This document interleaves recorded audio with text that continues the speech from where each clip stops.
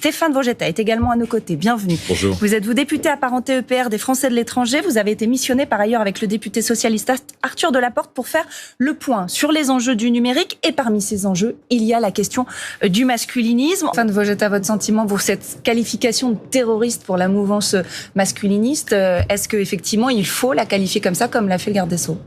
C'est une mouvance, c'est une forme de pensée qui se répand dans nos sociétés. Dans la société occidentale, et pas que. On l'observe particulièrement sur les réseaux sociaux, et dans ses conséquences les plus extrêmes, elle peut arriver à des implications violentes, à des applications d'usage de la violence, en particulier vis-à-vis des femmes. Si c'est des usages massifs et systématiques, ça peut être clairement qualifié de terrorisme du point de vue juridique. Après, c'est effectivement une mouvance qui doit nous inquiéter.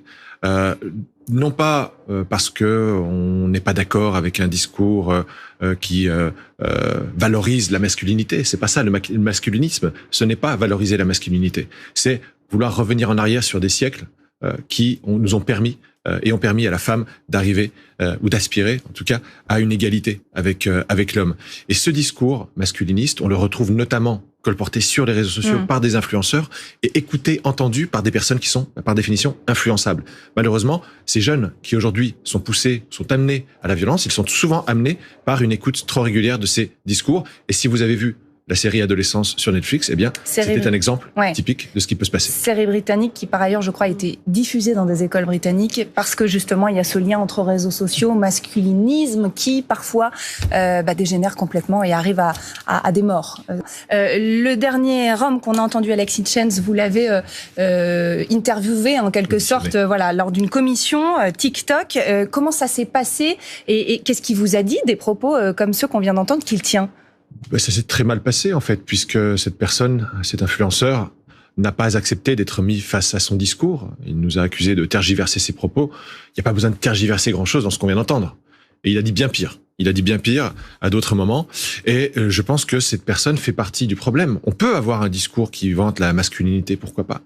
Mais le discours qui tente à rabaisser les femmes, à les placer sous la domination, voire même sous l'emprise systémique des hommes, c'est un discours dangereux et qui peut déboucher sur des discours de violence, notamment parmi ceux qui, sous l'emprise de ceux qui se présentent comme des mâles dominants, comme Monsieur Hitchens notamment, ceux qui se perçoivent eux comme les incels, les mâles dominés, on va dire ça comme ça, peuvent concevoir la violence comme une réponse. Et quand on voit lors de la fête de la musique 145 cas de personnes, de femmes qui ont rapporté à la justice avoir été piquées, victimes de piqûres, on se rend compte qu'il y a un mouvement systématique qu'il faut essayer de maîtriser. Il y avait notamment, je me rappelle plus de son nom, mais un influenceur qui avait fait la polémique sur les réseaux sociaux et je crois dans le compte a été fermé parce que justement il faisait des blagues entre guillemets sur ses piqûres. Et lors de la commission d'enquête sur TikTok, on a bien compris les modèles économiques d'un Alexis Hitchens par exemple, qui même si on lui ferme son compte, et comme ça a été le cas quelques jours après sa malencontreuse audition, eh bien, il y a des personnes qui vont répliquer ces contenus pour monétiser eux-mêmes et bénéficier de l'exposition et de la demande pour ce type de discours. Et c'est pour cela qu'il faut absolument que nous penchions très sérieusement sur le rôle des réseaux dans la diffusion de ces discours qui peuvent mener à une violence réelle. Et c'est dans ce cadre, si vous me permettez, que vous êtes aujourd'hui missionné. Voilà, avec le député socialiste. Le Premier ministre François Bayrou et son gouvernement nous ont missionné, Arthur Delaporte, mon collègue socialiste et moi, afin de continuer notre travail transpartisan pour la régulation, notamment de l'influence, mais pas uniquement. La régulation de l'ensemble des dérives qui touchent le monde numérique et qui affectent ceux qui suivent les influenceurs sur les réseaux sociaux. Mais quand on vous entend, et quand on vous entend notamment, pardonnez-moi, sur ces comptes de masculinistes qui peut-être sont fermés, supprimés, mais d'autres qui se créent, on se demande quand même par où prendre le problème pour arrêter ça sur les réseaux sociaux. Est-ce qu'il y a des débuts de pistes, puisque vous avez déjà en fait commencé à réfléchir depuis plusieurs mois là-dessus? Oui, et puis j'ajoute Laure Miller, ma collègue députée, qui est la rapporteure de cette commission d'enquête TikTok. On travaille sur le sujet. On a travaillé sur le sujet depuis 3 ans avec Arthur Delaporte. C'est un sujet complexe. La technologie évolue, les pratiques évoluent. Chaque réseau social a ses règles du jeu, son type d'algorithme. Les influenceurs ont des pratiques qui évoluent plus vite que la loi. Mais nous, on a 6 mois maintenant.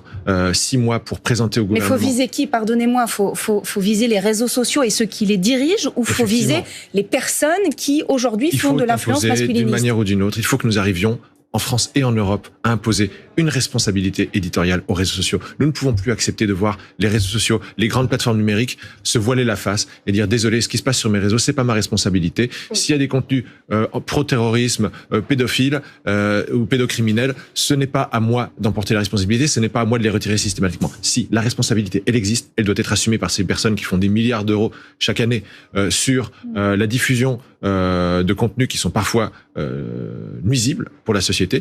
Et c'est ce à quoi nous devons nous atteler en France et en Europe. Il y a des chiffres ou pas, Stéphane Bogetta, à ce stade? Alors moi, je n'ai pas de chiffres. J'ai écouté avec beaucoup d'attention le ministre de la Justice, Gérald Darmanin, ce matin sur vos antennes.